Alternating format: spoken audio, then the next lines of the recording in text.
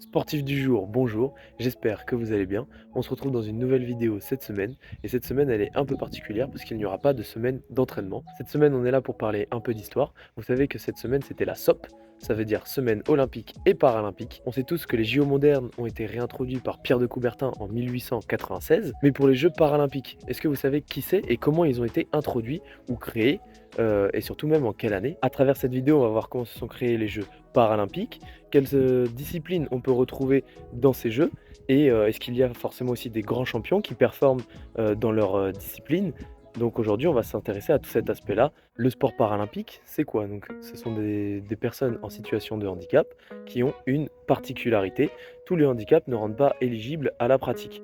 Donc on va avoir une classification faite par les fédérations paralympiques et regroupe les athlètes en classes sportives pour assurer une certaine équité. Donc on va retrouver 3 groupes, principaux. On va retrouver les athlètes handicapés physiquement, c'est-à-dire, ceux qui ont été amputés ou avec une lésion à la moelle épinière ou avec une paralysie cérébrale.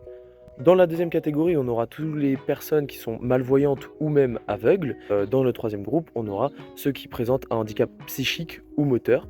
Donc dans chaque sport, on aura plusieurs catégories. Dans le vélo, donc on aura des épreuves différentes. Si on est atteint physiquement, on aura du handbike, ça s'appelle. Ou si on est hémiplégique, on aura donc hémiplégique, ça veut dire une paralysie d'une ou plusieurs parties du corps d'un seul côté. On pratiquera le vélo solo pour les malvoyants, donc on aura le vélo en tandem avec quelqu'un à l'avant qui sera nos yeux pour pouvoir se guider.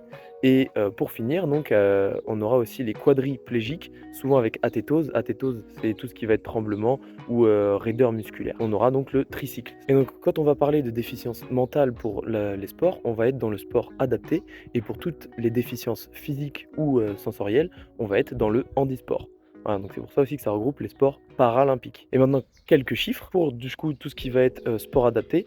En France, selon la Fédération française, il y a 52 000 adhérents. Et pour le sport, pour le handisport, on aura 35 000 adhérents. Ça représente aussi une très grande part de sportifs. Maintenant, replongeons-nous un peu dans l'histoire. Le sport paralympique apparaît 52 ans après l'introduction des JO modernes de Pierre de Coubertin en 1948 par Ludwig Guttmann en Angleterre. Plus précisément dans un hôpital militaire à Stoke-Mandeville. Ludwig était un neurologue allemand et après la Seconde Guerre mondiale, comme on est en 1948, il y a de nombreux blessés. On peut en trouver des paraplégiques ou des personnes en fauteuil roulant. Et lui, ce neurologue, souhaitait rétablir plus rapidement ses blessés. Et donc, il va essayer d'imaginer des pratiques sportives pour ces personnes à mobilité réduite. C'est alors que des soldats vont pratiquer pour la première fois du sport adapté ou du handisport. On aura du tir à l'arc ou du basketball assis. Et 4 ans plus tard, on verra la naissance des premiers Jeux paralympiques à Stoke-Mandeville. Et en 1952, ils auront lieu chaque année et resteront dans cette même ville jusqu'en 1954 avant d'être rattachés aux Jeux olympiques qu'on connaît, où après on aura été en 1960 à Rome, puis en 1964 à Tokyo, et au fur et à mesure après dans les autres villes, 68 à Mexico et ainsi de suite. À Rome, donc on retrouvera en 1960 23 nations présentes avec 400 athlètes et tous en fauteuil roulant qui s'affrontent dans 8 sports, tous en fauteuil roulant. Dans ces jeux, on y retrouvera le para-athlétisme, para-tennis de table, para-natation, le basket fauteuil, l'escrime fauteuil ou même le dart cherry qui est un mélange entre les fléchettes et le tir à l'arc. Et on aura aussi du billard ou du para-tir à l'arc. Voilà la manière dont a été créé les Jeux paralympiques. Mais maintenant, quel type de sport on peut retrouver de nos jours dans les Jeux paralympiques? On va retrouver forcément des sports qui vont être similaires aux Jeux olympiques, mais comme je vous l'ai dit, qui vont être adaptés.